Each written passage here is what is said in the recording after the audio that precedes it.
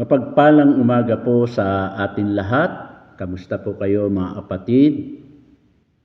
At hindi natin ito inaasahan na ganito ang ating pagsamba sa umagang ito.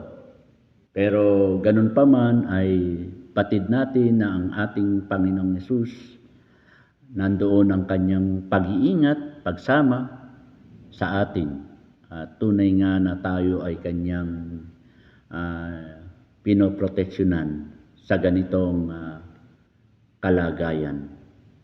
Sa oras na ito, mga kapatid sa Panginoon, ang mensahe na dadalhin ng inyong lingkod ay matatagpuan sa Mateo Kabanata 14, talatang 22 hanggang 33. Ganito po ang sinasabi.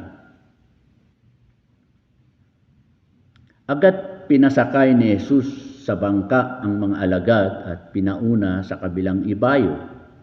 Samantalang pinauwi naman niya ang mga tao. Matapos niyang paalisin ng mga ito, mag-isa siyang umakyat sa bundok upang manalangin.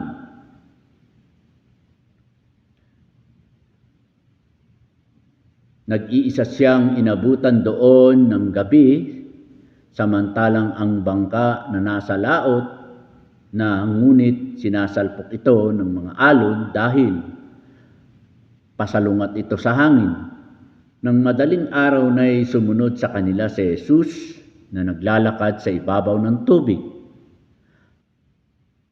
Kinalabutan sa takot ang mga alagad nang makita nilang may lumalakad sa ibabaw ng tubig. Multo, sigaw nila. Ngunit nagsalita agad si Jesus at sinabi sa kanila, "Huwag kayong matakot, ako ito." Sinabi ni Pedro, "Panginoon, kung talagang ikaw nga iyan, papuntahin mo ako diyan sa kinaroroonan mo sa ibabaw ng tubig." Sumagot siya, "Halika." Mula sa bangka ay lumakad si Pedro sa ibabaw ng tubig papunta kay Jesus. Ngunit nang mapansin niya na malakas ang hangin, siya'y natakot at nagsimulang lumubog. "Panginoon, sagipin niyo ako," sigaw niya. Agad siyang hinawakan ni Jesus. "Bakit ka nag-aalinlangan? Napakaliit ng iyong pananampalataya," sabi niya kay Pedro. Pagkasakay nila sa bangka, tumigil ang hangin at sinamba siya ng mga nasa bangka. "Tunay nga pong kayo ang anak ng Diyos," sabi nila. Ang mensahe sa umagang ito ay pamagatan po natin na focus on me, not the storm. Opo mga kapatid sa Panginoon, ilang beses na rin tayo na katagpo ng ganitong mga sitwasyon o kalagayan.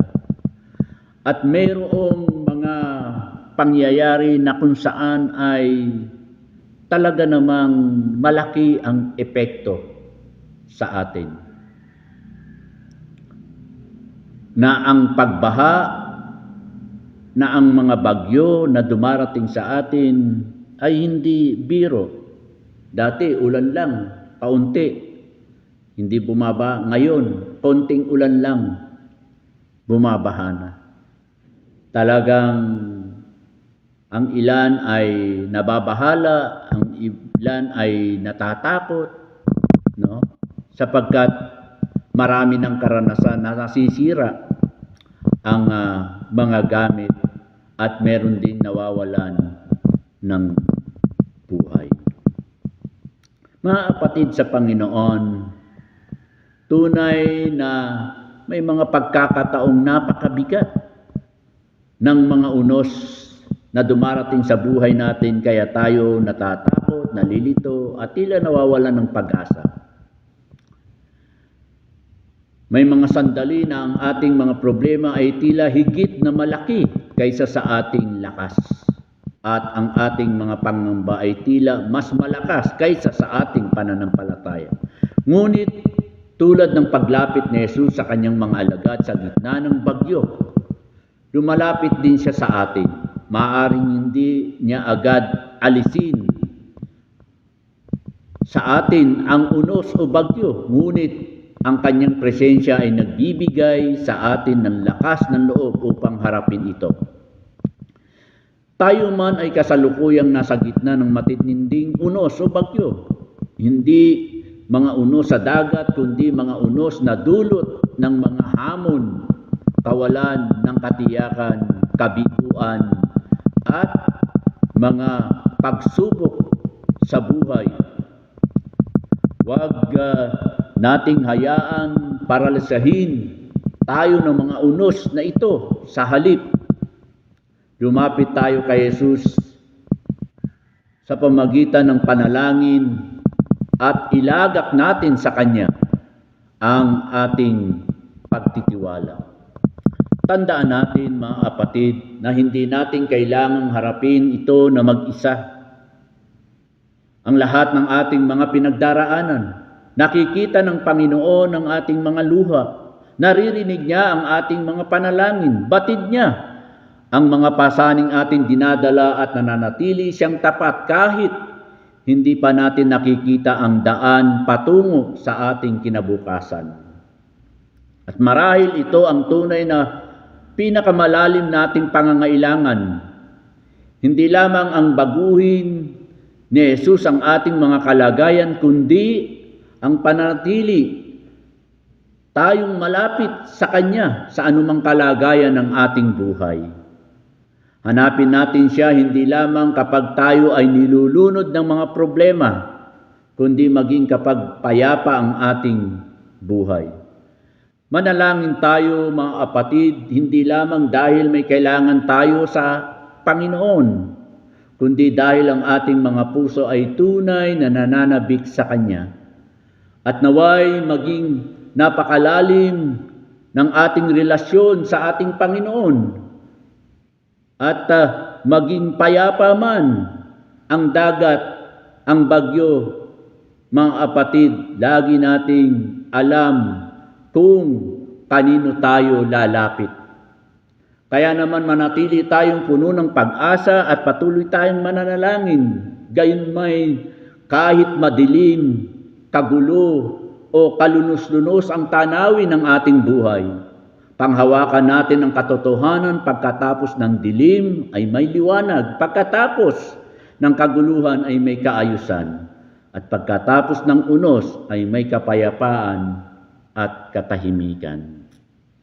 Kapag dumating ang unos sa ating buhay, ang pananampalataya ba natin ay hanggang sa pagsigaw lamang kay Jesus upang iligtas tayo? O mayroon tayong pagmamahal sa Kanya na napakalalim, kaya patuloy natin siyang hanapin kahit lumipas na ang unos. At kapag muli nating maramdaman ang kapayapaan sa lahat ng pagkakataon, naroon mananatili pa rin, kaya tayo nauhaw sa Kanyang presensya.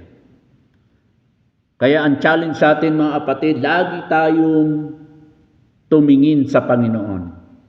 Hindi sa anumang bagyo, unos na dumarating sa ating buhay. Tayo simandaling manalangin. Tunay nga, Panginoon, na patuloy niyo kaming sinasamahan, tinutulungan at binibigyan ng lakas. At binibigyan ng karunungan kung ano ang dapat namin gawin, o Panginoon. At salamat, Panginoon. Tunay nga, Panginoon, na Ikaw ang siyang tumutulong at gabay namin upang bigyan kami, Panginoon, ng mga kaparaanan kung ano ang dapat, o dakilang Diyos. Lord, pagpalain niyo po at patuloy na pagalingin ang lahat ng may karamdaman. Pagpalain niyo po ang lahat ng celebrate ng birthday. Hawakan niyo po ang aming bansa. Hawakan niyo po at proteksyonan ang aming pamilya. Pagpalain niyo po kami sa buong araw na ito. Nawa, humina na Panginoon ang ulan na siyang magbibigay sa amin ng liwanag at kami magpapatuloy na magtiwala at maglingkod at panghawakan ang iyong mga salita. Ito po ang aming dalangin na may pagpapasalamat. Sa pangalan ng Ama, ng Anak, at ng Espiritu Santo. Amen and amen.